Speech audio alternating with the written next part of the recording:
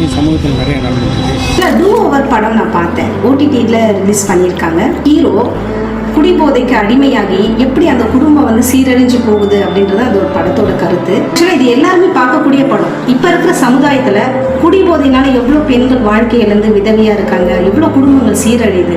இந்த படம் ஒரு அவேர்னஸை கொடுக்கும். டூ ஓவர்னு ஒரு படம் இதில் காட்டுற ஒரு கேரக்டராக ஒரு 18 வருஷத்துக்கு முன்னாடி நான் இருந்தேன். உண்மையாலுமே ரொம்ப அருமையான ഒരു പടം.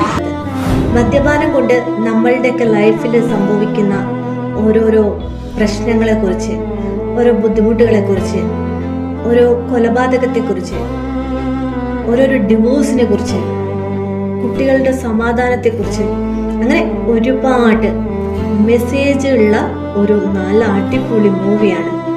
എല്ലാവരും പോയി മൂവി